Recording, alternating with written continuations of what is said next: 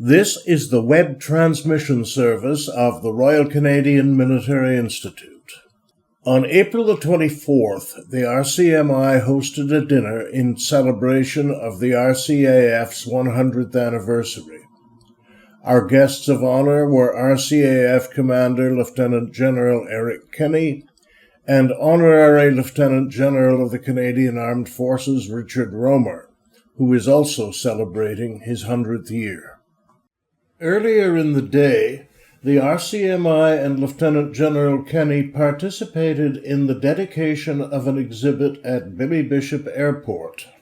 It is now my pleasure to introduce our guest of honor, Lieutenant General Eric Kenny, CMM, MSc, MSM, CD, Commander of the Royal Canadian Air Force. Lieutenant General Kenny joined the Canadian Armed Forces in 1989 and graduated from the Royal Military College of Canada with a degree in computer engineering. He completed pilot training in 15-wing Moose Jaw in 1995 and was selected to fly the F-18. Following F-18 pilot training, he served as an F-18 line and instructor pilot and flight supervisor at 433 and 410 Tactical Fighter Squadrons in 3-wing Bagotville and 4-wing Cold Lake. Lieutenant General Kenny has held a number of command positions, including Commanding Officer of 409 Tactical Fighter Squadron Cold Lake, Commander of 4-wing Cold Lake, and Commander of 1 Canadian Air Division, Canadian NORAD region in Winnipeg. His staff tours consist of Deputy Wing Operations Officer at 4-wing, A3 Fighter at 1 Canadian Air Div Headquarters in Winnipeg, Director Air Force Readiness at RCAF Headquarters in Ottawa, and Deputy Director J7 at NORAD United States Northern Command Headquarters in Colorado. Lieutenant General Kenny has deployed numerous times and participated in numerous operations. He deployed twice to Aviano, Italy, to participate in Operation Echo, Bosnia, and Operation Allied Force, Kosovo, where he took part in combat missions. He was the Deputy Director of the Air Operations Control Center at the International Security Assistance Force Headquarters in Afghanistan. His deployed command tours include Task Force Commander for Operation Ignition in Iceland, Detachment Commander of the F-18s Hercules and Polaris in Trapani, Italy, where he took part in combat missions for Operation Mobile, Libya. Commander, Air Component Coordination Element in Poggio Renatico, not sure if I got that right, but that's the best I can do. Italy, also for Operation Mobile, and Commander of Roto Zero Air Task Force, Iraq, for Operation Impact.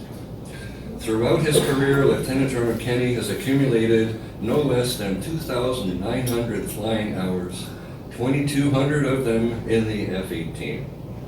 He is a graduate of the NATO Tactical Leadership Program, Fighter Weapons Instructor Course, Canadian Forces College Joint Command and Staff Program, United States Air Force Air War College, United States Air Force Combined Force Air Component Commander Course, United States Capstone Course, and he has a Master of Defense Studies from the Royal Military College. He was promoted to Lieutenant General and appointed Commander of the RCAF in August 2022. Ladies and gentlemen, Lieutenant General Kenny. I think we're going to show a little video first, just to get you motivated.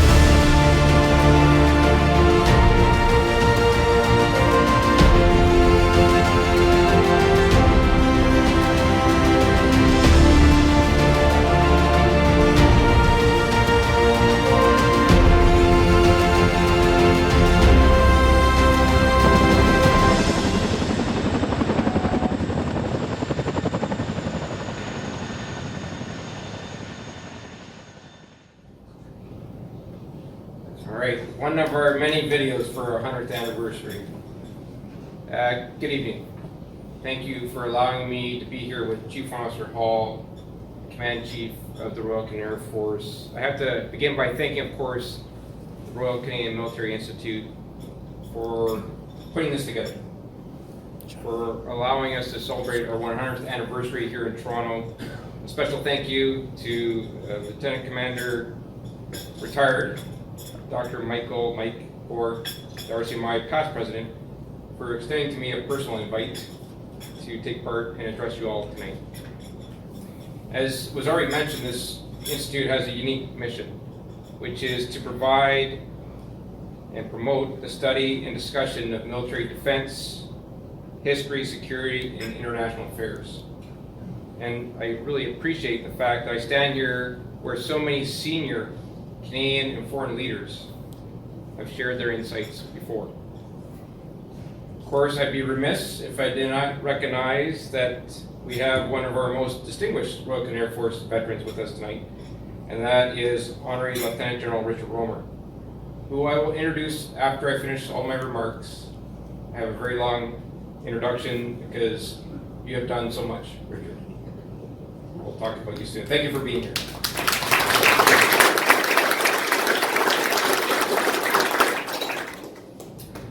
So it really is a genuine honor to be here amongst men and women who have chosen to keep Canada and our values safe from those who would threaten us, often, for many of you, putting your own lives at risk. The Royal Canadian Air Force has a long and distinguished history, the story of courage and sacrifice that has ultimately shaped our nation's military history as well as heritage. And for many in this room, it's actually your story. So congratulations. Our Centennial is focused on commemorating our past, our history, recognizing those who currently serve, our aviators, and inspiring the future generation. So I thought it would be appropriate to speak about three themes tonight: our past, our present, and our future. Starting with our past, and as typical Canadian, our start in 1924 was without much fanfare. In fact, if we go before that, if we look at the First World War, our aviators distinguished themselves by showing exemplary flying skills and shooting skills, earning over 800 decorations during the First World War. It was also during that time that military aviation in Canada got its start, when the Royal Flying Corps Canada established its first station at Camp Gordon in Ontario, which would later become the birthplace of the Royal Canadian Air Force on the 1st of April, 1924. And Chief Officer Hall and I had the honor of being with Honorary Lieutenant General Richard Rohmer, as well as the Minister of National Defence, the Chief of Defence Staff, the Canadian Armed Forces Chief Officer, and many other distinguished guests, several of whom are in the room tonight. To recognize our 100th anniversary, Easter Monday was the first, so we had to do it on the 2nd. But to be able to do that in Gordon was a really special moment. And Richard, I thank you for being there with us, as you were also in your 100th year. Between the World Wars, the Royal Canadian Air Force played a critical role in domestic aerial operations. Our aviators mapped much of the Canadian territory. We assisted with fighting forest fires, anti-smuggling operations, and fishery patrols, and developed airmail and long-distance flying routes across Canada. In true Royal Canadian Air Force aviator fashion, they served Canadians while continuing to build incredible aviation skills, unfortunately, that they would soon need in another world war. We were called upon to fight tyranny in Europe during the Second World War, and over 245,000 men and women answered the call to serve in the Royal Canadian Air Force. At home, we served as the aerodrome of democracy by training Allied aviators through the British Commonwealth Air Training Plan. We also played a pivotal role in the Battle of Britain, the first battle in history where military aviation alone played a significant and decisive role. And by the war's end, we possessed the fourth largest Allied Air Force in the world. and we gained the confidence and respect of Canadians and the world. Our battle honors continued demanding missions and challenging operations across the globe. We served in the Korean War, the Cold War, the Gulf War. We served with our allies in NORAD, NATO, UN, successfully completing missions in Africa, Asia, the Balkans, Eastern Europe, and the Middle East. We are a reliable partner in our binational and international defense alliances. NORAD has kept North America safe from external threats for over 65 years, and we're so proud to serve alongside our American partners. We continue to be active members in the NATO alliance, acting as a bulwark against Russian aggression and maintaining peace and security around the world. Our membership ensures our collective security and strengthens Canada's position on the global stage. And of course, we've been there for our fellow Canadians in times of distress.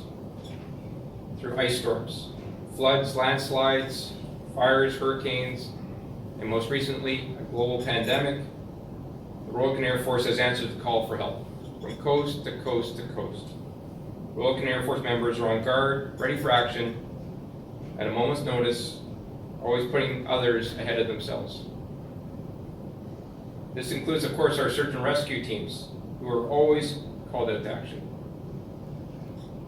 This often means braving harsh elements in challenging environments, in remote locations, to provide aid to those who need it the most.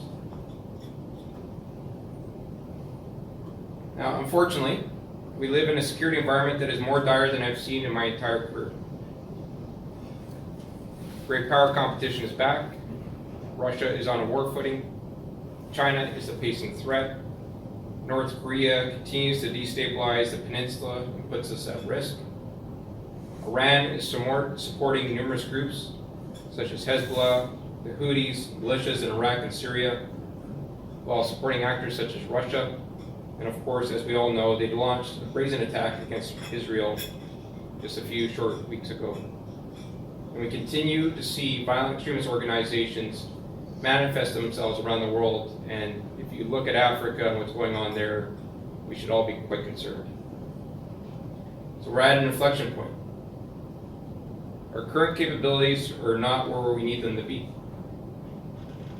We don't have the trained aviators that we need, and we're grappling with the slow cultural evolution that we need to make to unlock the full potential of our team. Having said that, each day, Chief Warrant Officer Hall and I witness and read about the incredible job that our aviators are doing to deliver air and space power. Our people have always been our foundation, and they will be our foundation in our second century. In the past 16 months, we have announced 5 significant contracts valued at $44 billion, delivering 138 new platforms to the Royal Canadian Air Force. 16 new Cormorant rotary wing search and rescue helicopters. 88 F-35 Lightning II fighters. 9 CC-330 Husky multi-role tanker transport. 14 P-8 Poseidons, and 11 MQ-9 Bravo Sky Guardians. I expect to see our future aircrew training program contracts signed by this summer, delivering over 70 new aircraft with 5 more aircraft types to be able to conduct pilot, air combat system officer, and air electronic sensor operator training. And all these contracts are scheduled to be initial operational capable in the next 4 to 6 years. Last month, I was in Trenton with the Minister of National Defense to announce the arrival of our second CC-330 Husky, which is a passenger-configured interim aircraft that will be sent to Spain to become a multi-role tanker transport aircraft. By 2029, we will have 8 CC-330s or Airbus 330 Huskies that are tanker-configured to replace our 2 Airbus 310 tankers. 2 to 8, a 4-fold increase in our air refueling capacity by 2029. Just think about that. The 9th CC-330 will be a VIP configured aircraft. We also announced that the eastern basing location for the Husky will be Trenton, with a western basing location to be announced later this year. The Husky will be permanently based in 2 locations to hold alert tanker duties for the NORAD fighters. First time we're ever going to do that. Chief Warrant Officer Hall and I were in Cold Lake about 6 months ago at the Primrose Lake Evaluation Range to see our first tactical control radar, which is called the TPS-77. Down in China Lake in the United States, our team is working to integrate new active electronically scanned array radars called an APG-79 into 36 of our CF-18s. And we're about 2.5 years away from receiving our first CF-35 alphas, 4 of them, at Luke Air Force Base in Phoenix, Arizona. I say that we're embarking on a modernization effort not seen since the Second World War. It is real. It's actually already happening. And looking to space, we have Colonel Jeremy Hansen and Colonel Josh Kutrick, both CF-18 Royal Canadian Air Force pilots, working now with NASA, who will launch into space in 2025, one to fly around the moon on Artemis 2, and the second to fly on the International Space Station for 6 months. We have another Air Force member who's part of that Artemis 2 team, Captain Aaron Edwards, who is a Royal Canadian Air Force Griffin pilot, who is now working down in Houston, Texas as the Canadian Astronaut Coordination Officer. She's also working as the Capsule Communication Console in Mission Control. Recently, you'll be aware that on April 8th, the Minister and the Prime Minister released our new defense strategy, our North Strong and Free. This new defense policy for Canada recognizes the most urgent and important task that we face, which is to protect Canada's sovereignty,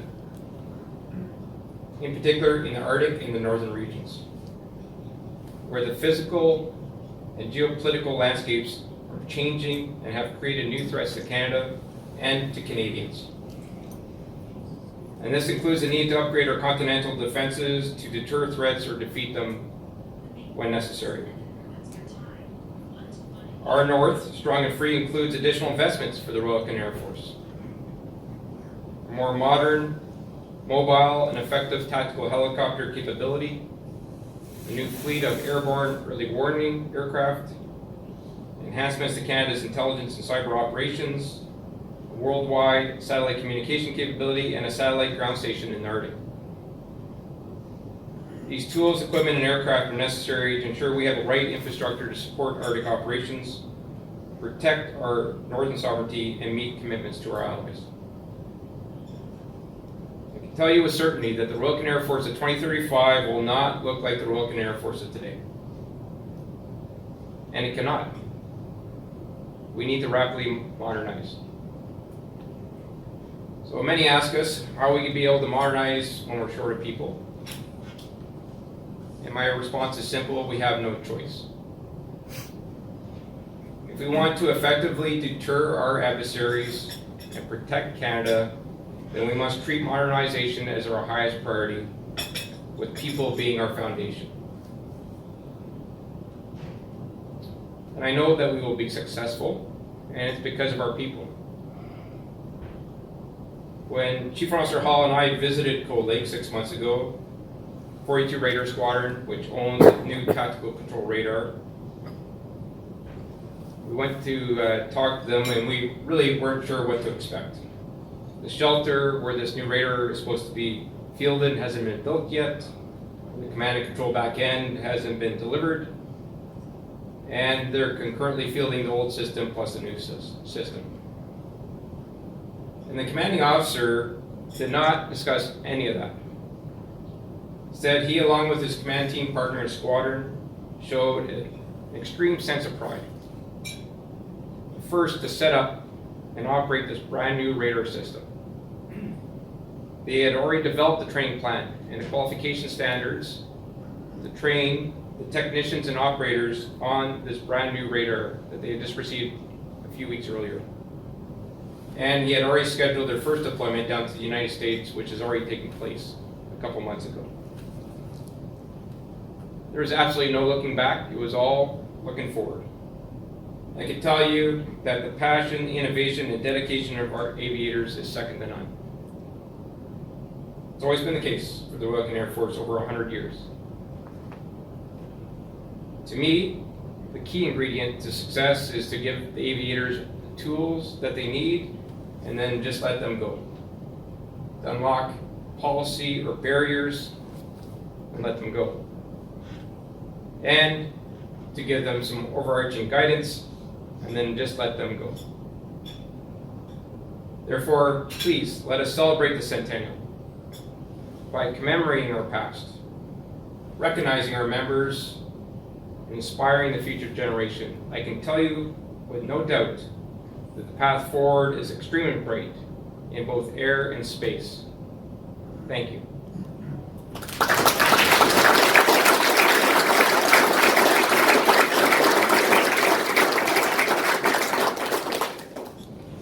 So it's my honor now to introduce our next speaker. If you look at advertisements in Dos Equos beer from 2006 to 2018, the manufacturer introduced a fictional character to sell their product. It was called the most interesting man in the world. And we don't have to imagine such an individual because he already exists. Just ask the Ontario Association of Paramedic Chiefs, who, in a post wishing him a 100th happy birthday on January 24th of this year, invited readers to meet the most interesting Canadian. Title stemming from a 2015 National Post article. With honors from France, Belgium, United States, United Kingdom, and Canada, I believe Richard Rohmer is the real deal. The most interesting man in the world. Some of his decorations include the Order of Canada Officer, Commander of Military Merit, Distinguished Flying Cross, plus so many others, which I won't mention, but you can see them all on his mess kit. And from his start with the Royal Canadian Air Force in 1942 at the age of 18, Major General retired Richard Rohmer has lived a life of purpose. After a brief stint, I believe, with the Royal Canadian Reserve, and we'll excuse that, he returned to spend the remainder of his 39 years in the military with the Royal Canadian Air Force. He flew P-51 Mustang fighters, took part in the liberation of France, Belgium, and Holland, flying 135 reconnaissance missions. He had a bird's eye view when the 3rd Canadian Division came ashore at Juno Beach. Some of the 14,000 Canadians who were part of the Allied invasion with more than 150,000 other soldiers.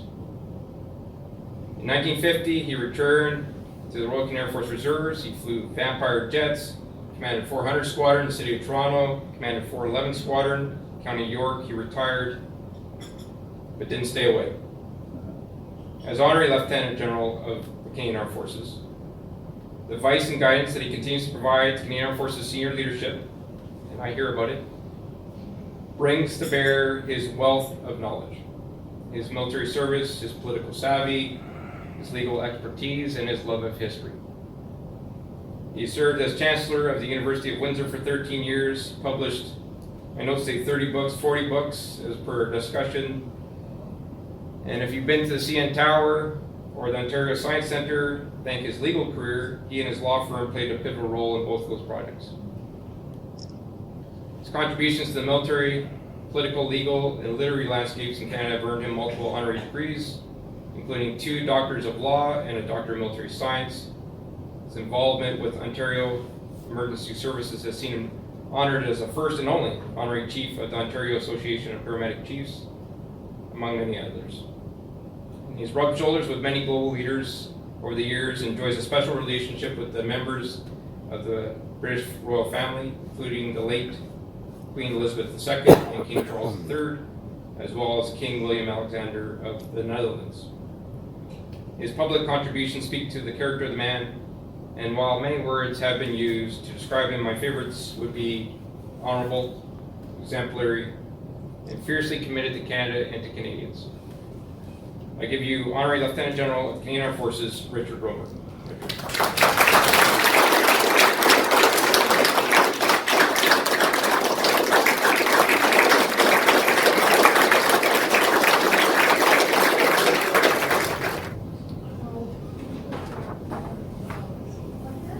Thank you very much.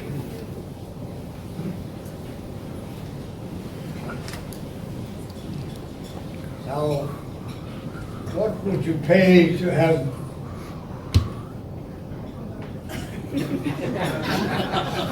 the President exercising his authority by fixing my microphone? I want to hear every word. Now, every word is not going to be what I have written here. It is rarely that one can sit and hear someone recite a whole list of things, having been prepared beautifully, because the commander of our Air Force gave us an overview of his organization that he now heads in a way which was absolutely special. Got everyone's attention all the way through, and he has a great vision for the future of the Royal Canadian Air Force, which is now 100 years old. But it's 101 actually. I'm 100. Well, I take 100 first. What's left of it. The reality is, I'm going to say to you, I have a written speech here. I don't like to use written speeches. And after the brilliant recital by the commander of the Royal Canadian Air Force, there's no way that I'm going to get this out and looked at all, because he covered all of the bases, all of the opportunities. He's an opportunist of the first order. And I have learned from listening to him and making recitals, and learned a very great deal, certainly about what the Air Force is doing now and what it is going to be able to do in the future. And he is got to be the man who's going to make it all happen. His articulate approach today for all of us was absolutely remarkable, and his articulate approach to it was also edifying. You know what that means, General? Edifying. Absolutely. So I'm going to simply say I had a proposition to put in front of him in your presence, whereby we might consider buying from the Americans a whole bunch of new, old aircraft called the Harrier. The Harrier aircraft is used by the American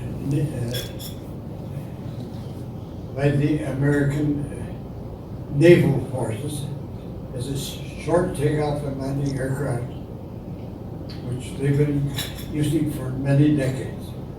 They're getting rid of the vertical takeoff and landing machines by just shutting them down and taking on the big F-35 in a form which will allow the F-35 to take place of the Harrier. Harrier is a product of both the United States and Canada. It's a short takeoff and landing vehicle. They've got 200 or 300 of them. And I was going to suggest to the commander of the Royal Canadian Air Force that he could buy these very cheaply now, that you can buy a whole bunch of them right away so that we can get a defense mounted opposite the Russians, who are looking at us covetously, obviously. But I decided I wouldn't do that. The reality is, at 100 years of age, I'm looking forward to living forever. It's not a joke either. And being here tonight in the presence of this young man who is now the commander.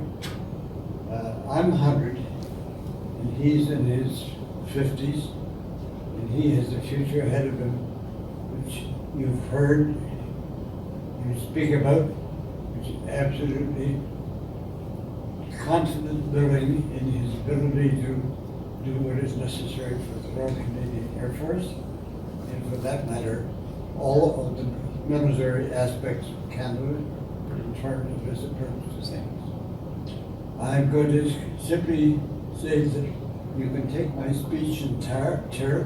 I'm not going to give it to you or anybody else. Where are you, Rick? Oh, you're right behind me. Take the speech, you know what to do. So, where I come from, we say thank you for having me. I always enjoy being had.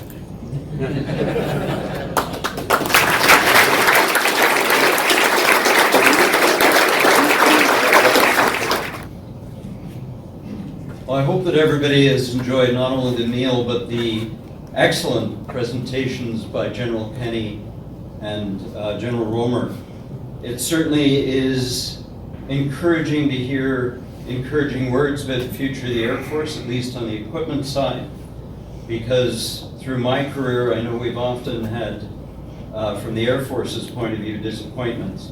I was mentioning to General Kenny that my first posting was to Shearwater, where they were having the 25th anniversary of the Sea King, and it was going to be replaced in a couple of years.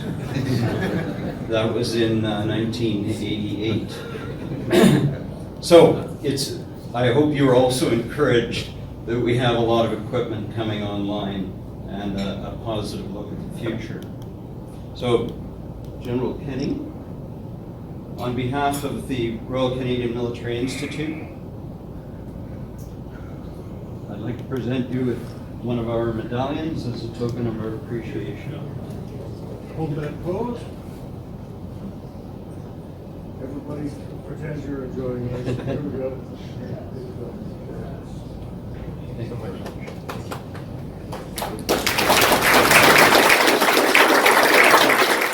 This has been another in our series of webcasts produced by the Royal Canadian Military Institute in Toronto as a public educational service. You can find news of upcoming events and links to our webcast archives at www.rcmi.org.